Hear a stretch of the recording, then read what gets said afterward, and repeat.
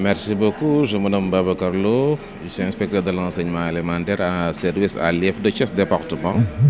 Et je suis aussi l'inspecteur chef de district de Noto.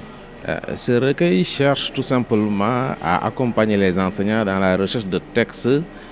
d'appui qui sont utilisés en classe, mais à la première étape. Et quand on parle de première étape, on parle donc du CI et du CP. Vous n'êtes pas sans savoir qu'aujourd'hui, et depuis quelques années, les approches didactiques mises en œuvre mettent précocement l'enfant au contact du texte et dans toute sa complexité. Et cela, ça pose beaucoup de problèmes aux enseignants quand il s'agit de trouver un texte qui soit adapté, par exemple au CI, et qui permettrait donc aux apprenants de l'aborder en toute autonomie, ou bien avec donc la plus grande autonomie possible. Ce recueil-là maintenant vient tenter de répondre à cette problématique. Alors le constat, certes en tant qu'institutionnel, en tant qu'encadreur, nous l'avons fait. Mais le véritable déclic est parti d'une expression de besoin donc, faite par les enseignants eux-mêmes. À l'occasion de journées pédagogiques que nous avions organisées en décembre 2022 et janvier 2023 et qui portaient sur la lecture à la première étape, notamment en utilisant donc l'entrée par les composantes. À l'issue de cette journée, les gens ont été satisfaits par rapport à certaines difficultés qui avaient été soulevées, mais il restait un problème majeur, c'est-à-dire la disponibilité de textes adaptés. Et on s'est dit, il y a deux options possibles. Soit on attend que quelqu'un trouve une solution, ou bien que nous-mêmes, nous trouvions une solution endogène. Et en ce moment-là, des enseignants se sont portés volontaires pour porter le projet. Revenons d'abord sur le premier élément de vos propos. Je l'ai dit tantôt, ça a été reprécisé dans le document, c'est que c'est un recueil de textes et qui se limite à cela, qui n'a pas vocation à se substituer au manuel scolaire et qui n'a pas vocation à se substituer au guide.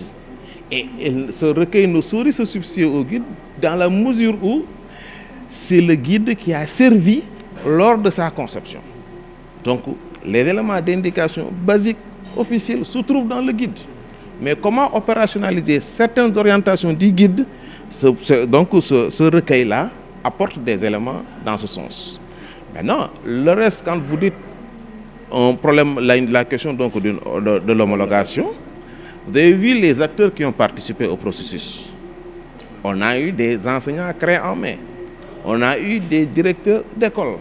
On a eu les agents de l'IF. Nous avons eu donc le pour les inspecteurs. Maintenant, mis sur un marché, je ne dirais même pas parce que ce n'est pas commercialisé, donc mis à la disposition des enseignants, voilà, vous avez déjà vu à l'occasion donc de ce panel, l'un des intervenants a apporté des éléments de critique assez constructifs et qui peut-être pourraient servir au moment où on devrait peut-être faire une réédition ou bien faire une relecture de ce guide. C'est dire juste que ça a suivi un processus assez pertinent à notre sens. Et les panélistes ont eu à le dire, d'autres qui ont eu à lire le document ont eu à le dire. Donc voilà, dans ce sens-là, on pense que c'est quelque chose qui est utilisable. Et d'ailleurs, la mise à l'essai qui a été faite donc, depuis janvier, a donné donc des motifs de satisfaction. Le retour qu'on a du terrain, c'est un retour assez satisfaisant. Oui. De 75%, vous avez dit. Absolument. Ça veut dire que vous n'avez pas contacté les groupes? Non, du tout. C'est-à-dire qu'il faut comprendre le point de départ. C'est d'abord le district de Noto, parce que l'IF compte 5 districts. Et le district de Noto couvre 2 communes. Et dans le cadre de ce travail collaboratif, ces 2 communes-là apportent donc leur soutien. Et aujourd'hui, pour ce recueil-là, c'est donc le maire de Tasset donc la commune de Tasset qui a été voilà, notre partenaire. Voilà, c'est un processus qui a démarré en février 2023 et qu'on a eu à boucler en première partie donc au mois de décembre toujours 2023. Donc ça a été donc un processus long de 7 mois.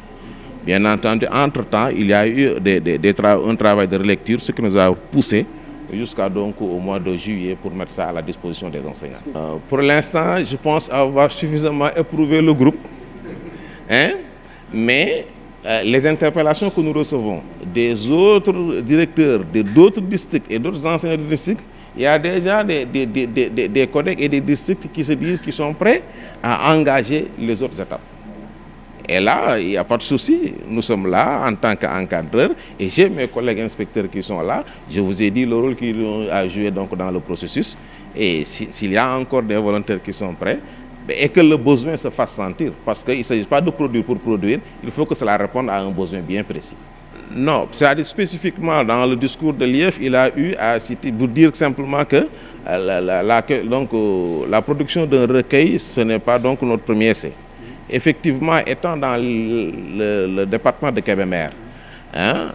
et ayant travaillé dans le district de Géoul-Bandeng-Ngourane, ce même problème s'est posé à l'époque et nous avons tenté avec les enseignants de trouver une solution. À la différence que là-bas, on s'était arrêté au CI et ici, donc, on a couvert toute l'étape. Plus maintenant, voilà donc globalement, mais c'était donc un recueil de texte qui a été produit donc, toujours donc, à Kébémer. En tant qu'inspecteur, je suis inspecteur depuis 2015. Voilà, donc voilà, et j'ai démarré donc à Kébémer. Jërëjëf monsieur Ndaw xam naa buñ doon tànn baatu soññ bi lay doon ndax moom ku nekk ci waar wi te jeexagul waaw bu ñu xëyee suba tudd la yenn baat dañ laa bëgg a yokk ngóor rek te am na yaakaar ci ne loolu mooy yéene mbokk yi buñ te tudd yenn baat yi. Li sabab nag liggéey bi nga xamante ni moom la ñu présenté tey muy ab téere bu nga xamante ni ay jàngalekat ñoo dajaloo am yéene ne ñun dañoo amoon jafe-jafe ngir di am jukki yu nga xamante ni dinañ ko mën a tegal sunu ay élèves ci CI bi wala ci CP bi te mu tolloo ak seen doole tolloo ak seen kàttan te yomba jàng ci ñoom loolu ñu ne jafe-jafe la woon. ñu waxtaane ko ñu ne ñoom jekk nañ mu nekk fanweeri jàngalekat ak benn ñoom ñu futtiku kenn fayu leen dara ñu def ko ci seen yéene boole ko di addi seen jamono yu ñuy dem classe di dellu si di seen i week-end ak seen yooyu yëpp liggéey ko ba mu sotti tey ñu koy présenté moom li nga xam loolu moo nekkoon sababu liggéey bi ngir ñu mën a am ay jukki yu méngoo ak li nga xam te ne moom la ñu soxla ci classe yu ndaw yi muy CI ak CP. waaw xam nga xalaat bi fa mu jógee du soxla élèves yi donte la ku tudd jàngalekat xalaat élève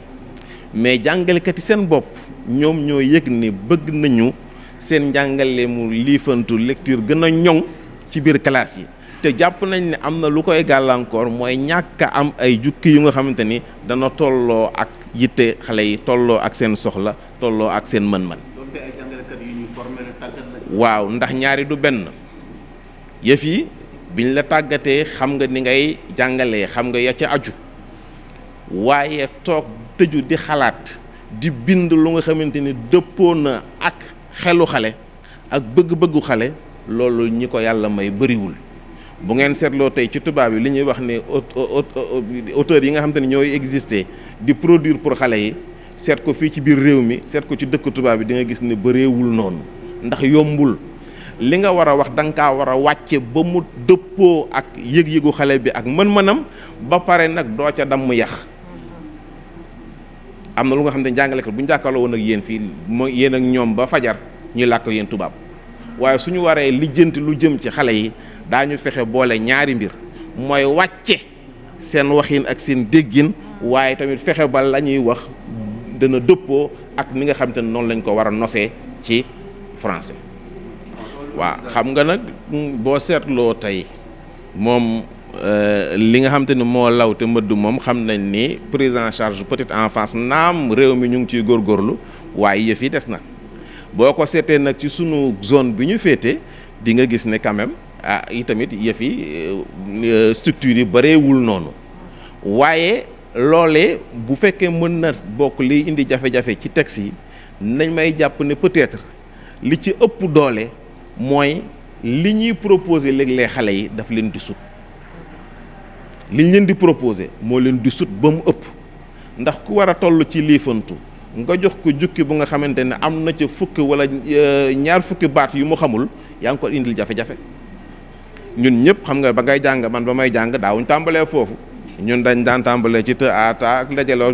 ba mag mais léegi nag ci tërlin bi te lu mën a nekk la su fekkee ni jàngalekat bi am na jukki yu dëppoo yu ñu laaj mu ñu mën a tàmbalee njàng mi di jëfandikoo ay jukki pour loolu waaw. du jamono moo weesu nee naa la yenn yi ñu yor du yëpp nag ndax léegi nga fekk foo xam te ni danaa vraiment am ay textes yu baax ay jukki yu baax dana tupp mais du tee léeg-léeg ñu am jafe-jafe bi ñu am mooy léeg-léeg da ngay dugg ci classe fekk ñu sukkandikoo ci ab jukki bu nga xamante ni di nga xam ne ni pour que xale yi mën koo jëfandikoo na mu waree mën caa àgg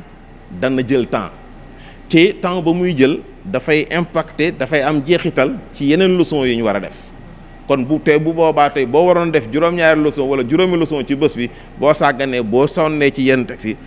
di nga fa jël temps bu ëpp boobu kon lii bu jàppandee day gën a yombalal liggéey jàngalekat yi seen liggéey ma dolli leen ci leen ne mooy jàngalekatu léegi ci élémentaire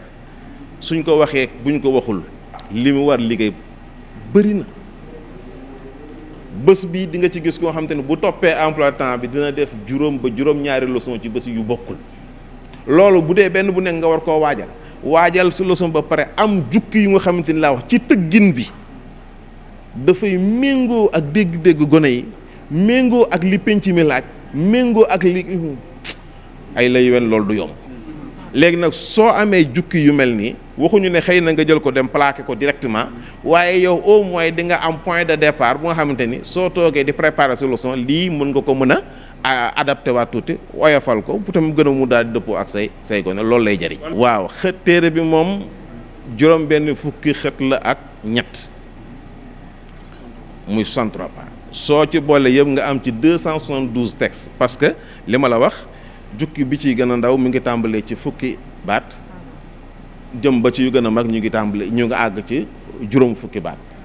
loolu lañ ko dosé pour mu yembandi ci loolu bu ko defee loolu xale bu moyen d'un niveau moyen war na ca mën a am accès en fonction progression bi fu mu toll. bii nag du lu ñuy jaay ba ngeen ko gisee nii téere bi lu tax a jaay yu ñu koy tamit leer na liggéey la loo xamante ni commune bi bu taset moo ci def alalam ñu pare IEF dollil ñu ci utal ñu ci yeneen di pexe ba ñu mën a compléter ba mën a am lu mel nii bi ñu koy defar amuñu ci woon yéene jaay ko waaye bi ñu àggee ci ñu def lii tamit moo taxit continuer nañ ci même yéene ñu bind ci vente interdite mu leer naññ yéene bi nag mooy ni mu dikkee naam 450 ñuy wax bëri na bëriwul waaye yitte bi li ci am li IEF jël dogal mooy fexe ba buy école di tijji ak jàmm bépp école bu nekk ci Thiès département moo xam école publique nga wala école privée nga gën ngaa néew daa am benn la ca des nag mooy fu nag wi daanu nag faw ma am nu mel donc moom waa di taset ak notu ñu produire moom dana am benn particularité mais gën ngaa ne école bu nekk ci département bi dana ko am ndax wax naa ko sànq ci biir biñ koy defar du ay jàngalekatu école publique rek de di nga ci fekk ci biir ay école privée yu ne nga xam te ni ñoom participer nañ ci production bi